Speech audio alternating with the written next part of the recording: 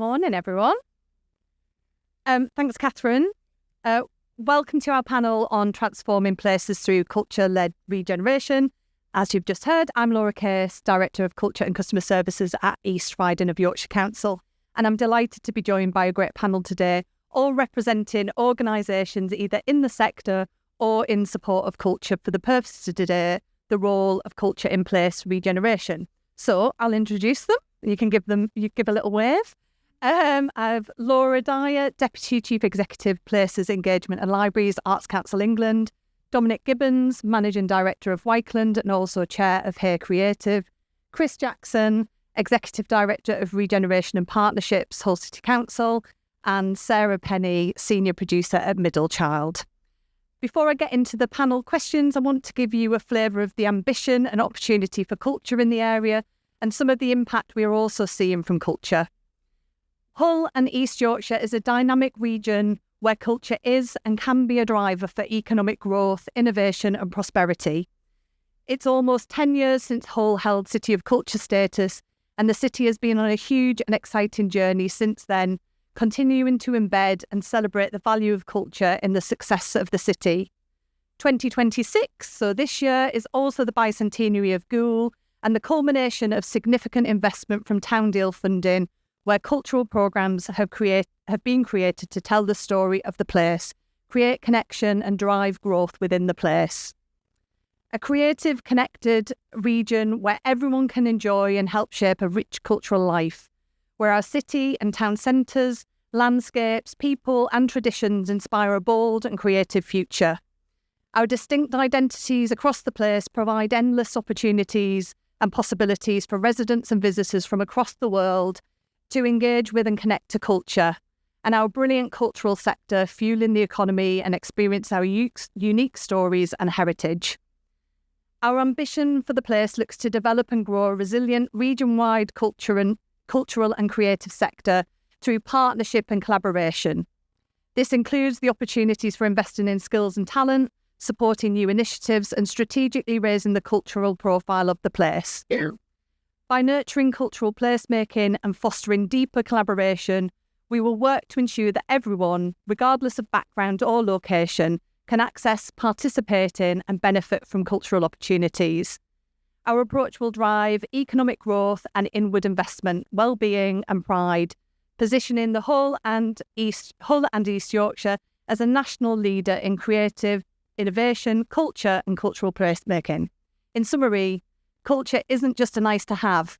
It's integral to regenerating our places and driving both economic growth and social impact.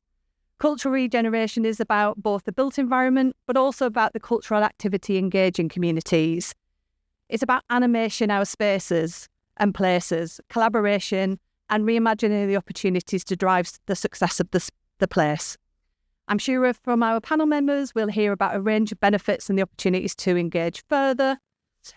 As part of the work across Hull and East Yorkshire, HEY, of which I mentioned Dominic is the chair, commissioned a piece of work looking at the impact of, and some key figures emerged, and they should be on our screens. No? Yeah? No? Okay. Excellent. That went well. Oh, they're there. Okay. I'm not going to go through all of them, but you can see some big figures. So it's not just a nice to have. It's over 101 million brought into the regional economy every year, nearly 13,000 volunteers, and for every £1, it creates £25 invested. Sorry, every £1 invested in culture creates up to £25 of social value. Okay, so we'll draw on some of those stats later, but that comes back to it's not just a nice to have. Let's get started with the first question. I'm going to sit down, if that's okay. We're going to share the mic. It feels a bit formal. But I'll start here with the first question for the panel. What is the importance and benefit of a place valuing and prioritising culture-led regeneration, and also who needs to be involved to make it a success? I'm going to go to Laura first, if that's okay. Thank you. Well, I mean, I think why is, I think all the stats that we've seen, and really critically, I think it's about what makes a place and what makes people feel that they belong in a place.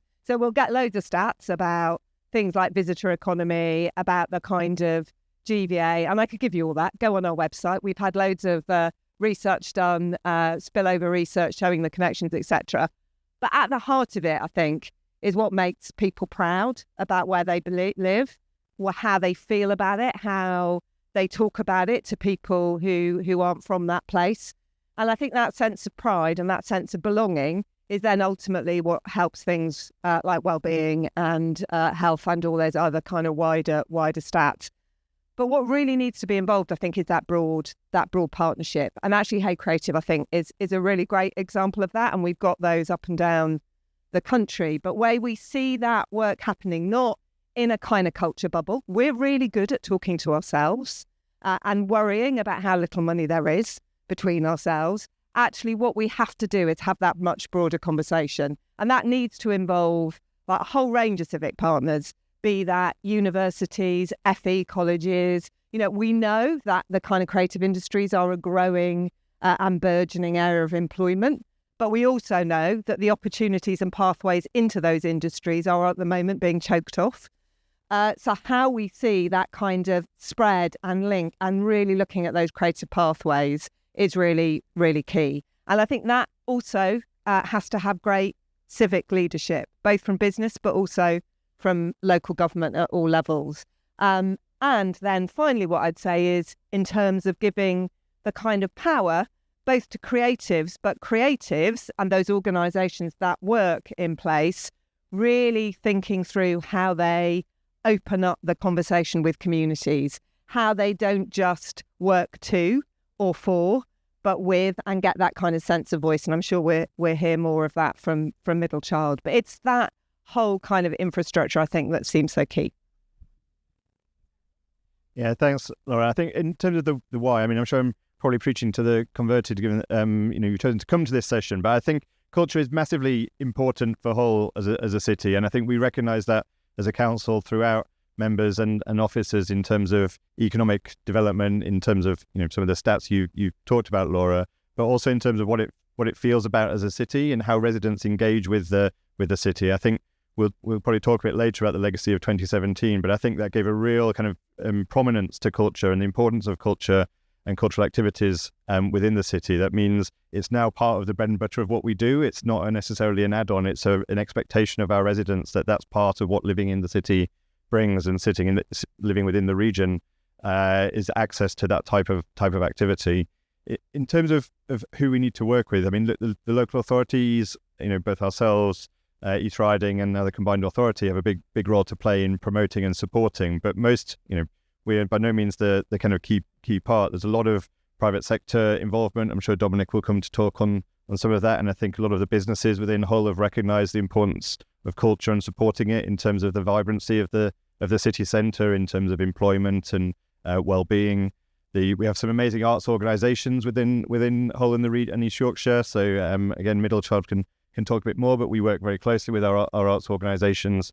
And I think since 2017, we've also had a big push on engaging our communities and actually celebrating the culture that exists and working with residents and community groups, because culture isn't a thing that we put on, our arts organisations put on and hope people come. It needs to be developed in partnership with them. And part of what we try to do is celebrate some of the cultures that already exist, and maybe those people don't necessarily recognise what they're doing as a cultural activity, but it's something that if you're given prominence, given space, given opportunity, can really flourish and give them something that they can bring to the city as a whole. So very wide range of partners that we work with.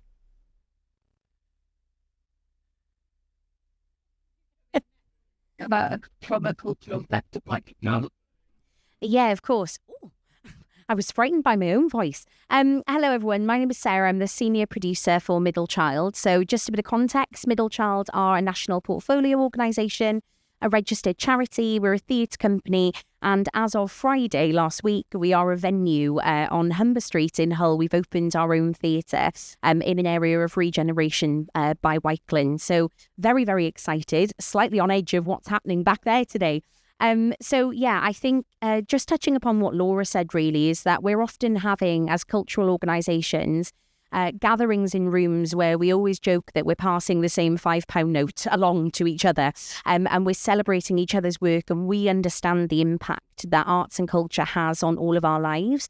And it's really rare, actually, to have the opportunity to come to spaces like this with businesses and partners regionally, people from all different sort of walks of life, and be able to talk really openly about the impact of culture.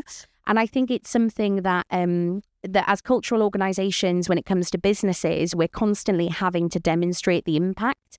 And as we know right now, the world is a really, really difficult place, and there is a hierarchy of need, right? There's people need to heat their homes, people need to eat. But ultimately, when all of you go home from today's conference, you're going to watch a TV show that you love. You're going to play a game on your phone. You might draw. You might access culture in lots of different ways. And what we know is that culture is absolutely fundamental to our well-being. So I think that having partnerships with places like Hull City Council, Wykeland, and a range of other wonderful business partners enables us to really demonstrate that impact in a really exciting way, to have those conversations, and to also really put on the table that culture is social, it is civic, it is economic infrastructure that is vital to how we are living our lives in the city. And ultimately, what we want to do is give people reasons to visit, but give people reasons to stay. And I think culture does that really beautifully. Thank you. Hello. Dominic, do you want to come in on that last question about the importance and benefits of a place valuing and prioritising culture? Also maybe with your chair of HEY hat on. But then can you move on also to talk about why culture is so important to Wykeland's story in both your developments, but also in the wider support you give to the sector? But it'd be good to get your comments on the first question as well. That's a very long question. I've got two questions to answer. I'll try and remember. The why, as you talked about earlier, was, all over the world, there's hundreds of millions, billions of pounds being spent in culture, whether that's capital investment or whether that's revenue support into the cultural sector all over the world. And that's happening because there's a global race for jobs, talent, investment and tourists. And with a HEY hat on, which was formed about 4 or 5 years ago, it's a cultural compact. Some funding came out to the Arts Council. I think you've got about 30 around the country. But when they were set up, there was no blueprint for them. They were just set up for the region. And in the Hull and East Yorkshire area, it was all about collaboration. So on that board, there is healthcare, there is education, there is business, there is the public sector, there is the third sector, the voluntary sector, etc., all represented, which last year was one of the pieces of work we've done is this piece of work you see behind us, which was we commissioned Carter to do a piece of work because the sector, the creative sector, is very, very wide as the government define it. It goes from architects and tech all the way through to art and culture. So sometimes the stats that come out, you can't very, very clear. So we want to really focus down on what impact culture can have on an area, and a lot of it is not really seen. And the 1.14 billion you see there of social value created, which comes at £1 invested, £25 comes back as social value, has a huge impact, which is sort of a hidden impact that culture can have. And if you go to the hard end of it, when a business is looking to retain staff or is looking to inward invest into a region, they're no longer just looking at what the region's about, or a member of staff who's looking to work at that organisation or that company aren't just looking at is this a good place to work. There's lots of great places to work. What they're actually looking at more as a member of staff and also the inward investors is what's the place like. And that's where culture comes into it, and it's so important. From our point of view as Wykeland, as a company, we've been on probably a 15, 16-year journey on culture, coming out of the last recession to 2008-9, it was going into 10, 11, etc. We're reviewing our business, but when the last government came into place, Cameron had reduced all the corporation tax, but at the same time it launched the concept of the big society. And it was just at the point where we were reviewing our business plan. The founder of Wykeland had just passed away, 2010, and we were starting to review what's the future. And we came to the conclusion as a development, investment, regeneration company that culture is really, really important to that. And we gradually started dipping our toe into culture. And in the last decade, we've invested about £550,000 in revenue support. That's on top of capital infrastructure like the amphitheatre where you performed, and artist studios that we've created. But that's a long-term sustainable level of investment. And some of it, yes, will be philanthropic, but a lot of that is right central to our core strategy for the business. And because we realise that, especially if you're trying to create somewhere like the fruit market where Middlechild are based, now at the new theatre, which is fantastic. First performance last Friday, wasn't it? Isabel. It's all going very well. She's got the press night tonight. You've got the stage, the Guardian, everybody coming. So you've got to, it's fantastic. So we can't do that. We realised that we had to work and get close to a lot of cultural organisations. And that the hard side of that sometimes is we've got vacant properties where people can go maybe use. But what we try to go a step further where we're not just letting culture into just space filled to a rates mitigation, etc. Is actually how do we create long-term sustainability for the cultural sector, which we're doing with yourselves, but also some artist studios that we've created down the Humber Street as well, structured in a way where it's sustainable and long-term. But we will gain rental incomes from restaurants and cafes and retail. They're all independents, but it allows us to have very, very soft transactions on things that we think are going to make place, which is very much the cultural sector. So we're just renewing and rewriting our business plan at the moment, the strategy for the business, of which the two key parts and cornerstones of that.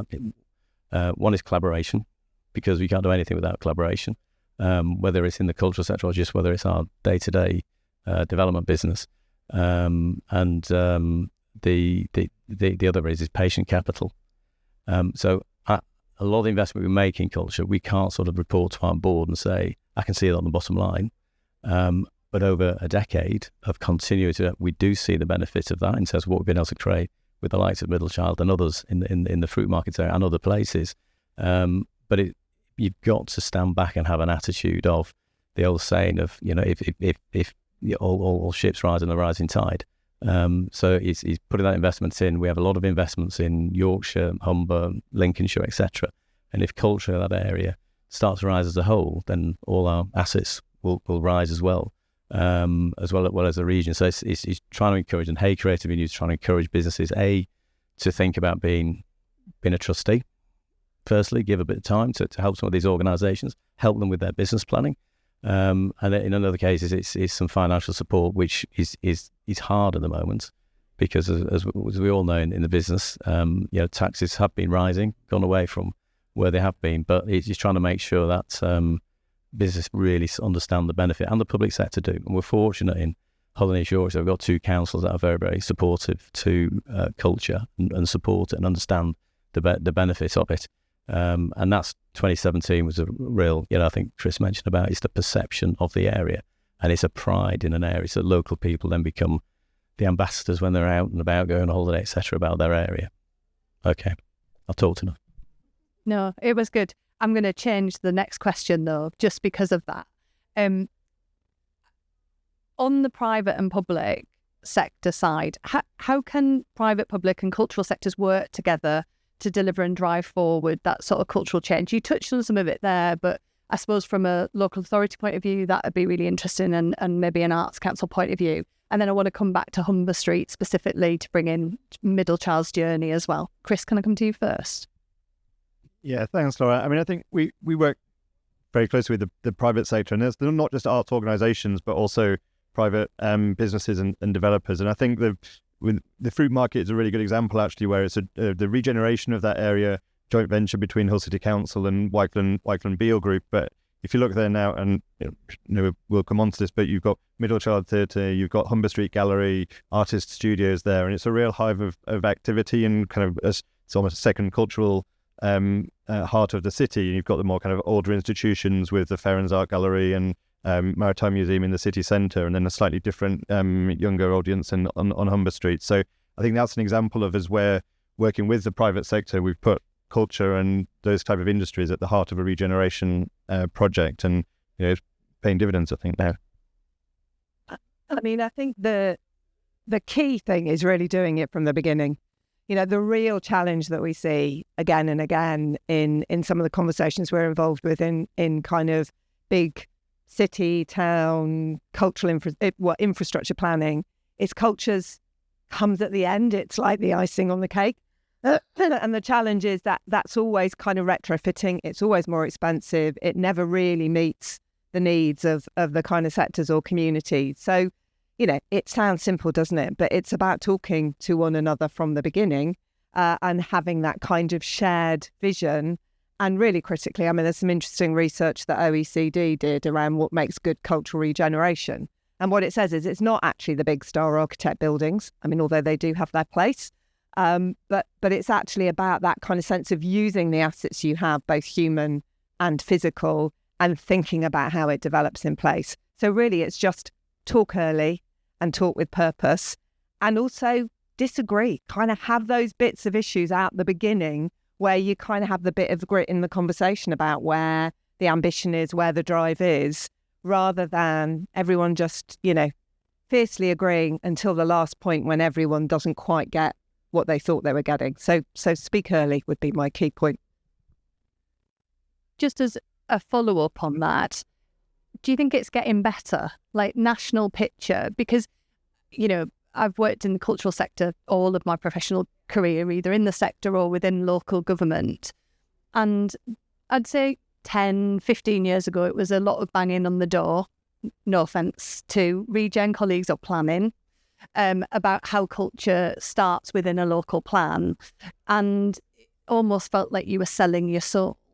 I think that has shifted. But do you see that getting better I certainly do, but from a national picture, when you're talking to certainly the sector being involved in that rather than just council officers? Yeah, I think I do. And like you, I worked in the sector and in local government before I came at the Arts Council, and I definitely recognise that.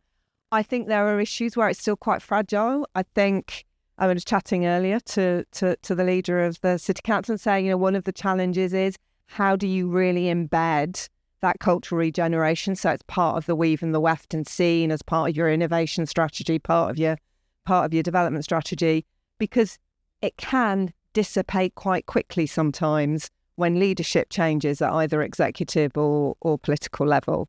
I have had really quite challenging conversations in parts of the country where you go, my God, surely they do get it. It's driven their local economy, and actually it gets questioned again. So I think for me that the challenge is how do you actually embed it in such a way that it just is sort of unquestioned. I mean, we're here today. That's great. I don't suppose, 20 years ago I would have been at an event like this. So I think that definitely there's progress, but I don't think we can be complacent. And the danger of silos is still there. And I include the cultural sector in that, as I said, as we both reflected, we're quite good at talking to ourselves.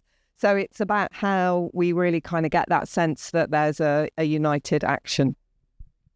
It's just interesting, just looking at UKREiiF last 5 years being committed, there was no culture people, Arts Council probably not invited, but the last 2 years there's an awful lot more. And I think as you go around all the different stands, you see an awful lot of the regions getting why culture is so important. And it's not, I think you were saying earlier, it's this sort of nice thing to have on the sort of fluffy artists on the side, etc. It's got to be core to your strategy, right in the middle of your economic strategy and part of that whole mix. And as you were saying, it's long term. And having those probably difficult conversations early, but having that long-term commitment, which generally councils can deliver because they are long-term custodians of a region, etc. So that we'll get it. But if councils don't support it, it's very difficult to. And I think from a Hull City Council perspective, culture heritage is one of the six ambitions that's in the council's community plan, and it has its own ambition alongside economic development, alongside climate, alongside education. But having culture and heritage as one of the six things, and those are not independent objectives that are delivered by our culture team. We're challenging all of the organisation to say, how is everybody across children, young people, across adults, across housing, delivering each of those ambitions across in the council? And I certainly know within the Regen Directorate that I oversee, where we've got the council's property and assets, and we're thinking, how do we use the shop units underneath the City Hall rather than just as a retail space? How do we activate those? In Trinity Market, which is a food market, we've now got a partnership with Feral Art School in terms of showcasing young artists. So every part of the organisation within Regen, we're kind of thinking, where are the opportunities to bring culture in? Because I agree, Laura, it's better to do it at the start. Sometimes, we haven't got the benefit of that, and you have to think, what can we do with what we've got? It's good to hear, isn't it? And I think, certainly from an East Riding point of view, that's what we're seeing in terms of the embedding across all policies in terms of funding. I'm going to backtrack slightly just to talk about Humber Street a little bit as a specific example. And you talked about that of a younger demographic. But Dominic, can I come to you first to talk a little bit about the approach you've taken with the development of Humber Street? And you've touched on why it's important. And then, Sarah, I'll come to you a little bit just in terms of your story and then how the journey you've taken and then ended on Humber Street, I suppose, as well. I mean, Humber Street's probably been, or the fruit market as a whole, has been sort of 15-year sort of journey to get to where we are, or probably a little bit less than that. But it originally came out as a partnership between the council put out an OG for a partner. We were successful in becoming the partner. Our offices are based in the fruit market, have been for about 30 years. So we're seeing it was a fruit market decline, nothing there, and then it's sort of the rebirth, which is not just involved that, it's involved C40I, tech co-working space, about 85,000 square feet of space there, which has been developed over the last few years, which is all in that creative sector. But at day one, the strategy was always, we need to create something different in the city centre, which would be independent-led. So independent cafes, restaurant, retail, gallery space, etc. And I'd been around the country seeing many different places where it'd been successful, like the Biscuit Factory up in Newcastle, which is all sort of everything all in one building type of thing. And you can see where it does work and where it hasn't worked. And I think where it sometimes doesn't work is where it's just investment led, as in this big shiny building or what we're going to do with it. So with it being multiple buildings and multiple refurbishments, allowed us to take a longer term approach to understanding what that needs, but how we're going to fill that space over time. But the strategy from 15 years ago was to get good relationships with cultural organisations like your Middle Child or Freedom Festivals of this world, and the Feral Art School that you just mentioned, which we've worked with on a number of occasions. But it's embedding it in the policy of the business, so that it's an open door policy we have to culture. So somebody from the culture sector, quite often, I think you said it has been historically taught to themselves, and they don't feel that confidence to come out to an event like this, etc., or to talk to business. So he's trying to make it very clear over the last decade that if they want something, come and knock on the door. If we can help, we will. But it's everybody, staff have that attitude of we'll see what we can do to help, rather than it's a no, it's a blocked door. The door is open, and let's see what we can do. But that collaboration is a two-way thing, because we want to support culture, but we genuinely see it that they're supporting us. The fruit market wouldn't be what it is without culture. And the investments that we've made in culture and what they give back, and working with really professional organisations like Middle Child. And I'm not just saying like you just sat here, but we've done probably 4 or 5 projects with you over the last few years. And the reason we've got to 5 is because there's a real professional attitude from the cultural organisation, which historically sometimes not been there with the culture. So they have to sort of professionalise themselves and how they'll engage with business. And there's a lot are learning now that they take a different route to supporting, and we see them as they support us. Yeah, so I think just touching on what Dominic said there, really, I think that we're now in the arts and culture sector starting to really feel the benefit of relationships with businesses, with property developers, with planners, etc. And Middle Child started in 2011 when a group of friends put 40 quid in a bank account and went, right, let's make some theatre then. And in the past 15 years, we've now grown to an organisation that employs 8 full-time members of staff with a turnover of 700,000 a year. And now, of course, we have our own venue as well. And I think something that was initially so powerful of our relationship and partnership with Wykeland was when we went in and said the importance of culture is, and they went, we know, how do we help you make that happen? And I cannot tell you how special that is, going into a business and not having to constantly prove how you are meeting environmental and social governance, because it's implicit. We know it's there. And so in 2024, Wykeland and Middle Child co-founded Fresh Ink Hull Playwriting Festival, which is on the 18th and 19th of July. Write it down. Little shameless plug. But if you want to see the impact of when culture and business collide, I'd highly recommend you come to that festival, because essentially what that was Wykeland coming to us and saying, we want to create something that animates this area, that makes this area a really special place to visit and work, and supports the local cultural economy. And so together we developed Fresh Ink. And that is showcasing local writers. There are workshops and talks. There are networking opportunities, and it's all over the kind of fruit market area. And we're growing that again this year. And ultimately, I think what it comes down to for me is that property without thinking about its purpose, its people, and its use is just real estate. And so ultimately what we need to do is, how are we investing in our community? How are we investing culturally into the area that we're redeveloping? And how does that become the heartbeat of the reason that people come? You know, already we're seeing with our venue that, for example, in our new theatre, we don't have a bar, but we are blessed to have the wonderful Tap House next door, which is a brilliant pub if you're ever in Hull, by the way. And so our audiences go to Tap House, they get 10% off a drink, they bring their plastic cup and they come into us. And all of the businesses in the area on Humber Street have been so incredibly supportive of having us as a permanent cultural organisation, that they're offering discounts to our audiences, they're putting our flyers in their businesses, they are doing staff nights out to come to it. And ultimately that's what drives forward community. And that's not just people who are visiting, but people who are renting the properties, people who are working there, living there. Culture has such an important driving force in how people feel about where they live. And ultimately, it gives people great civic pride. And so I think the relationship between Middlechild and Wykeland and Hull City Council, and also East Riding Council, which we've been really fortunate to work with, have all understood the important aspect of that. And one of the best examples, I think, as well, Dominic, is the pop-up space that you have just off Humber Street, which is an empty unit that has been kept for the sole purpose of offering that to artists as free space. And it is constantly full of performances and exhibitions and rehearsal space.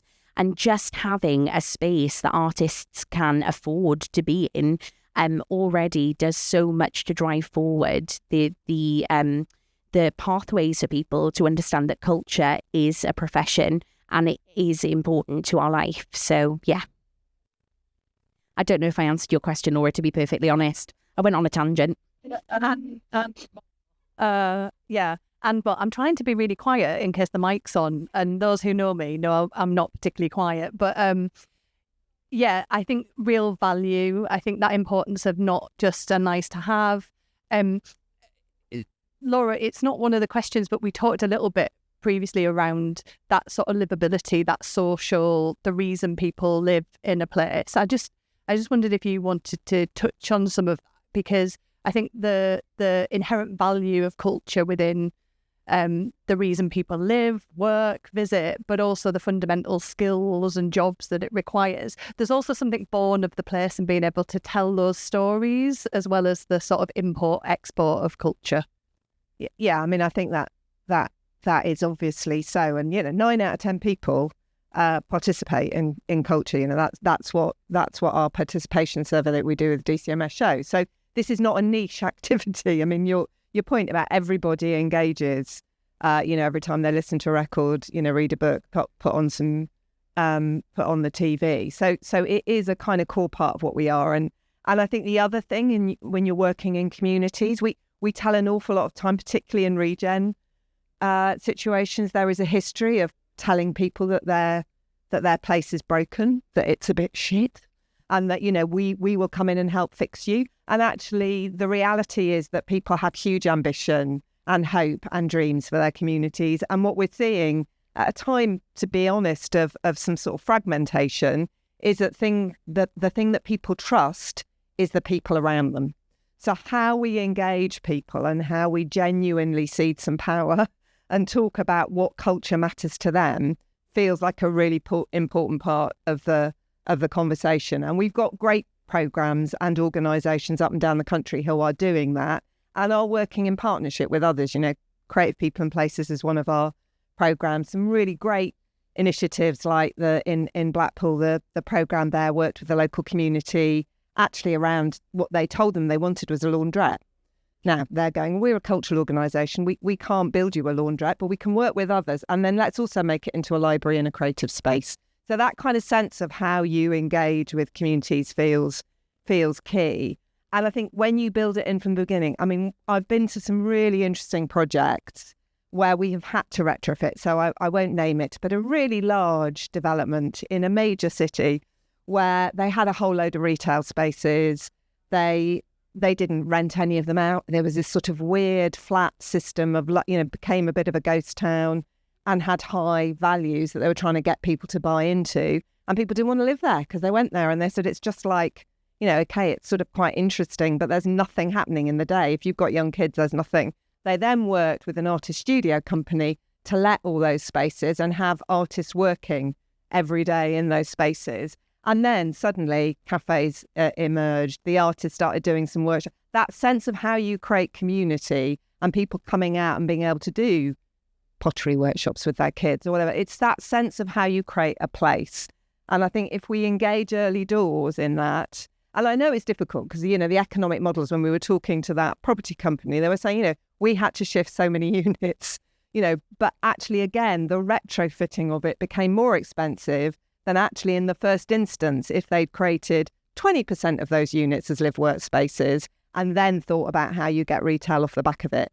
So I think it's, again, just my plea about early conversations rather than it seeing as a short-term problem fixer whilst you up your unit value and then you shove the artists out again. So I think that's the key.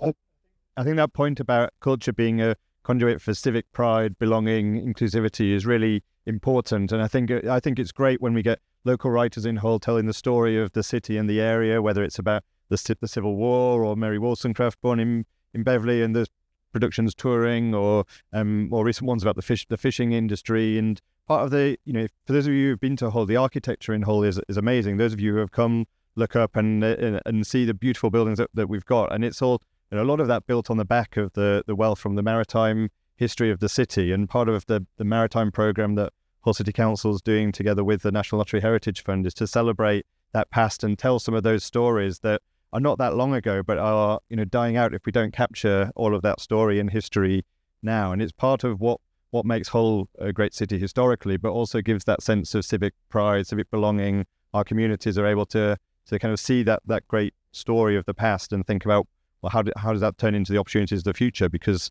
the sea is still there. We're still a port city. We've still got huge opportunities economically from that vantage point. So I think that was a really important point in terms of bringing the communities together and telling the story of the city. Good connector. 2027 will be the 10th anniversary of Hull City of Culture. I'll come to you first, Chris. What do you feel the impact change has been for Hull and the wider region since 2017, and what next? I'm probably talking too much. I might ask Dominic and Sarah to comment on this as well from a Hull perspective. But I think, like I said at the outset, I think part of it has been a permission and expectation of residents that culture is an important thing for the city. I think we've had a lot of, some of the individual projects that came out of City of Culture have grown, developed, blossomed. If you think of Back to Ours, which started as a project in City of Culture, now an organisation delivering a big cultural event a few months ago where we had 1,000 people doing a parade of their communities and culture across the city. We have got the huge Hull and East Yorkshire volunteering programme, which is a massive contributor to the city economy in terms of supporting all the cultural activities that go on across the city. That started in Hull, now got activity going in Goole and Bridlington across the area, and we've got about 2,400 volunteers signed up, and you'll see the blue coats out in Hull and in other parts of the East Yorkshire on a daily, weekly basis, supporting with all of our cultural activities, and the value that's puts back in, not just in terms of kind of hours and support for the cultural sector, but also the sense of belonging and purpose and activity for people who have retired or in their spare time or other things. So I think there's been a huge impact. I think it's probably fair to say, you mentioned 9 out of 10 people participate. I think we had over 90% participation during 2017. I think it is probably fair to say after such a huge year of activity and things going on, there was probably a bit of a exhalation of breath afterwards, and then COVID hit, and I think we're starting to regather some of the momentum of that, I think there's a really kind of strong sense of purpose across both the councils, across private industry, across the art organisations to try and recapture some of that energy and momentum that 2017 brought. I think, hello. I think from the, it's a year of anniversaries next year, because I think it's 100 years of the university, 20 years of freedom, 10 years of 2017. There's a whole load, so it's about 10 or 15, etc. So it's quite a big year for the city. I think Chris is right, 2017 was such a big year. There was so much investment, especially from the Arts Council that came into the city generally, and a real big year, some big events, etc. So there was sort of feeling of a lull. Then we hit the pandemic, just fairly soon after that. And I think the important part is that sort of legacy piece, which is long term. And I think at the time it was, I remember saying in a meeting back into 2017, it wasn't Martin Green's responsibility to think about the legacy was there to hit the big bang. It's actually for the local people, be it civic, the councils, the private sector, the voluntary, the cultural sector itself, to grab that and run with it. And I think with the pandemic hitting, it probably came at a wrong point. But what's coming out of it now is a far more collaborative nature around the city and East Riding, because East Riding now has 3-4 MPOs itself, which last round probably had 1 or 2. So it's growing into a much more culturally aware area. But I think that next year is a big year. But I think it's trying to drive that on, which we lost a little bit after 2017, I feel. But I think now that the likes of HEY can sort of try and fill the gaps where the councils can't quite fill it, just trying to think, doing pieces of work like this behind us, etc., to really raise why it is important. Yeah, absolutely. I think that as Dominic and Chris have touched upon here, is that culture is a shared responsibility, and I think often it's put on cultural organisations to be the drivers for that. And of course, that is what we exist to do also.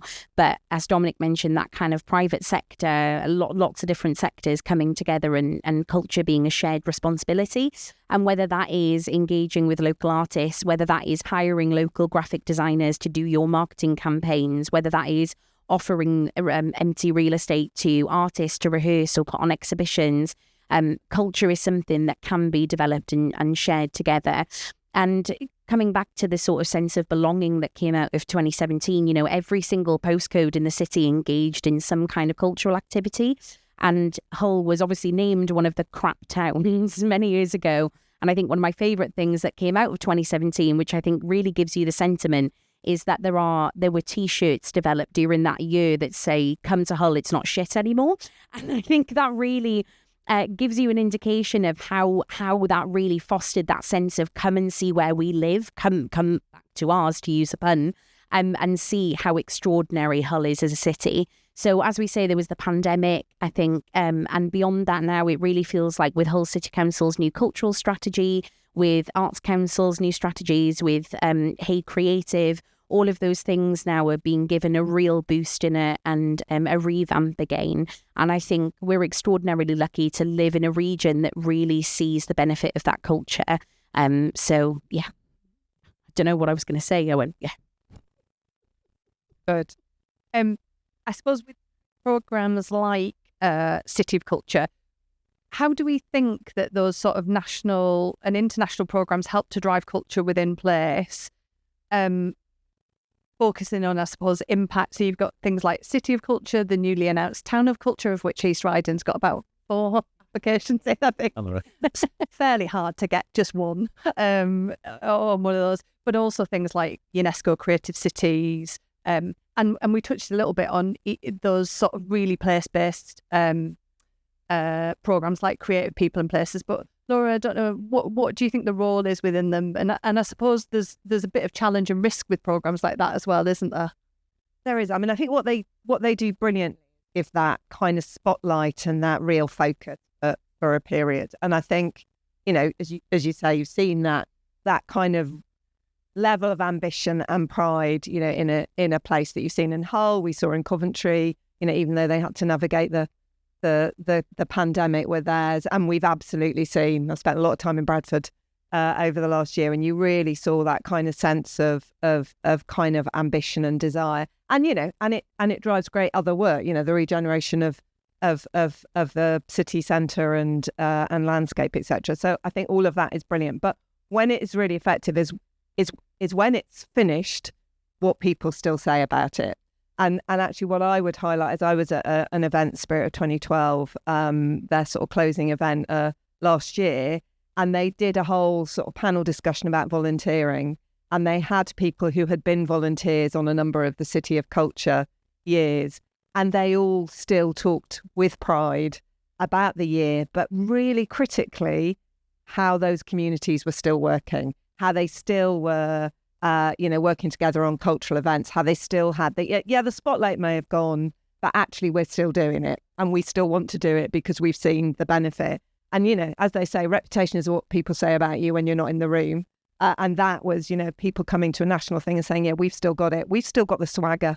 We've still got the ambition. And I think that's what those kind of really amazing moments give you. I mean, the other thing I'd just say is, however, I think the process, as you said, 4 bids for the town, the process itself can help with that. I live not far from Leicester, and Leicester was one that applied, I think, when Hull got it, actually, I think. And they didn't get it.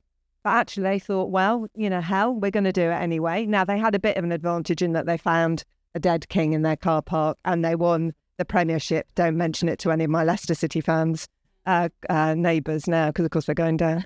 But they had a moment where they captured that swagger because they said, we've worked together, we want to keep this going. And culture is still a key driver for that city. So I think, you just the process sometimes of coming together to bid for a moment can also create those conditions. Thank you. Yeah, momentum is find a dead king in your car park. I don't know if that's an action, but yeah, I'm on it. So, final question, then we're going to open up to any questions in the room. But it would be remiss to mention devolution. And with devolution now in place and within Hull and East Yorkshire, we obviously have a combined authority as well. What are the opportunities around culture as a driver for growth and wider collaboration, I suppose, across the wider North area? I don't know who wants to go first, Chris?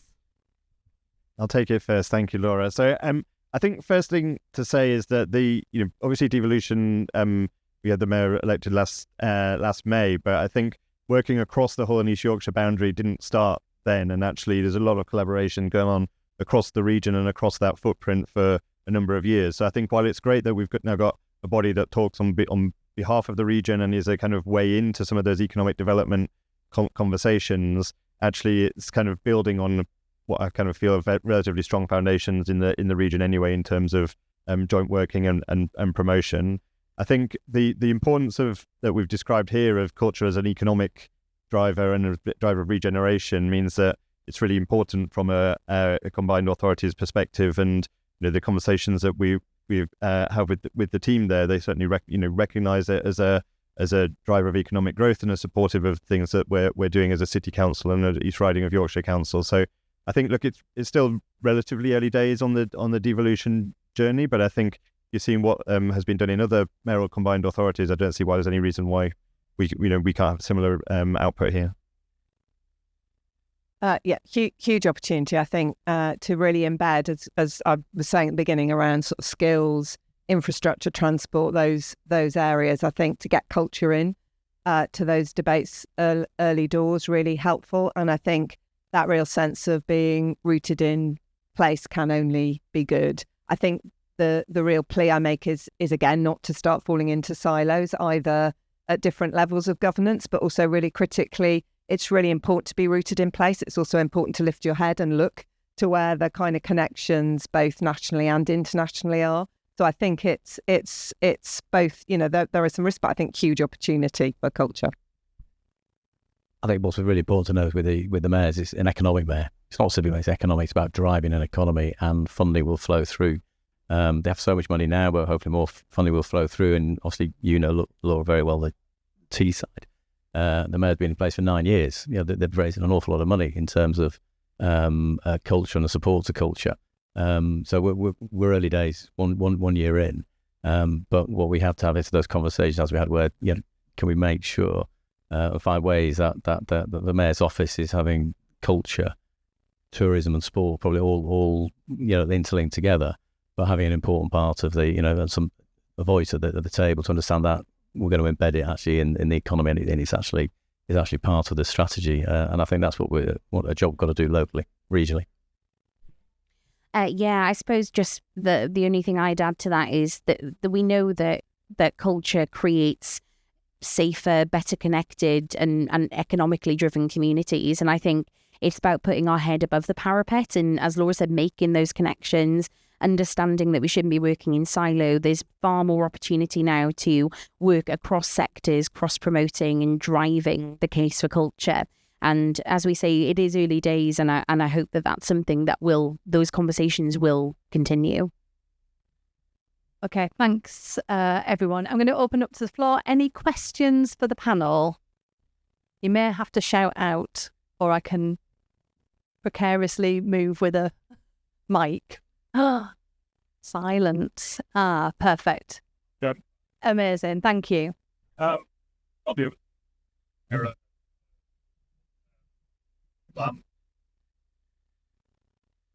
Brilliant.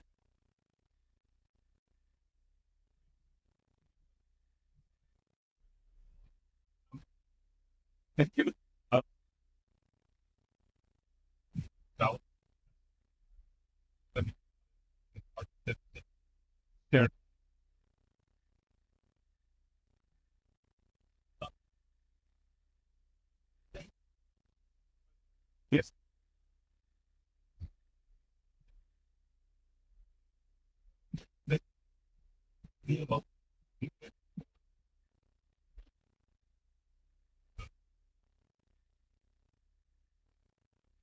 So there's the developer bit.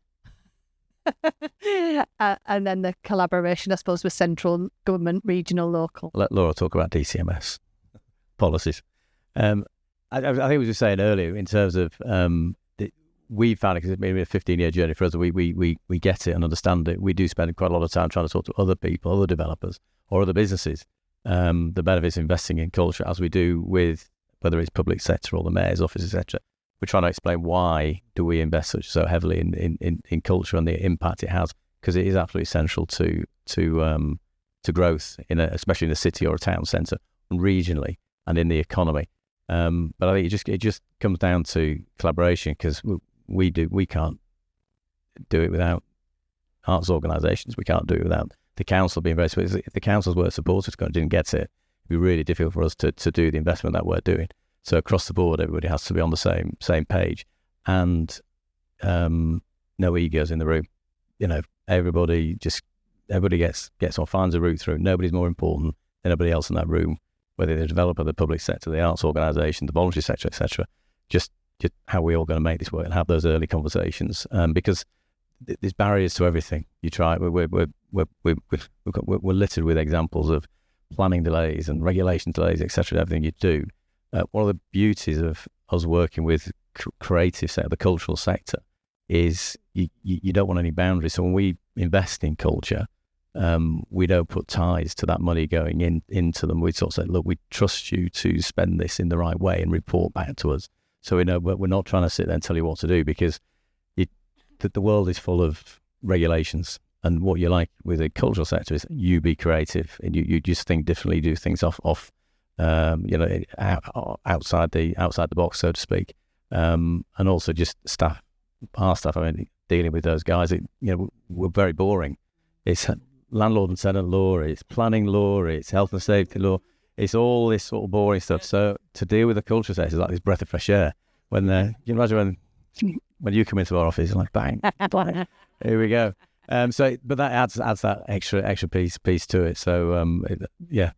Do you want to talk about DCMS? Sorry, I just wanted to touch upon just one thing that you said there, Dominic, which is also about, I think, businesses, property developers, planners, realising that you can be cultural connectors. And if you have a passion for culture within your business, you can be that person. Dominic emailed me yesterday going, oh, I spoke to so-and-so about such and such, and I've given them your email. And even just that, it's so difficult to get the foot in the door with other businesses. And that doesn't always mean financial injection. Like, for example, Tom from Wykeland in the room, I've lost count of how many times I've phoned you about asbestos. And all of these different things when we took over a new space. And I was like, I don't know the answer to that question, but actually a brilliant property developer does know that. So, even being able to be on hand for capital questions, to share access to capital funding, to be a partner in a bid for capital funding, whether it's, again, in working with those artists, if you are working in an area of redevelopment where you really want to attract families to that area, there are cultural organisations that put on performances for families, workshops for families, arts exercises, wellbeing activities. So it's not always about going, here is 20,000, 50,000, £100,000. It's also about going, we are on your side. We believe in culture and impact. How can we help you to grow in more ways than one? So yeah, just wanted to touch upon that as well. I think there's the policy. There's an interesting theme here, isn't there, about ceding power at every level. So I think that's the challenge for us all in the room, I guess. I think with DCMS, yeah, absolutely, we're working closely with them. I think a challenge for them, and indeed for us as a national organisation, is the development, as we've heard, of the mayoral combined authorities is very different at different paces and different maturity across the country. And indeed, there are large parts of the country that don't have it. So, in the Midlands, South East, South West, there are very patchy structures. But I think, we're working really closely. We have teams in every old government office region, so they're working closely in that place, and then we're linking back with DCMS. I think that the challenge, is that actually when you look at that, there's quite a lot of interest, I think, in the cultural budget. It is tiny. The Arts Council gets less than 400 million from government a year. Spread that across the whole country, that is a very small amount of money. So I think the challenge that we would really like is to, let's not argue about the money, let's talk about how we work coherently and constructively together for those communities, and how we all challenge ourselves about how we cede power and control. Yeah, I think that's probably the last question, actually, but I think collaboration is key. It doesn't replace what's already there. I think talking, continuing the conversation is going to be really key to advocating to culture's role within place. And that, as you've heard today, isn't just about money and investment, although that's really important to be able to grow it, but it's also about the conditions we create to make that happen and to work collaboratively to make a change and tell the stories of the place. I'd like to thank the panel today. Thank you so much for your input. Give them a little round of applause. Thank you to you for coming, and I hope you enjoy the rest of your time at UKREiiF.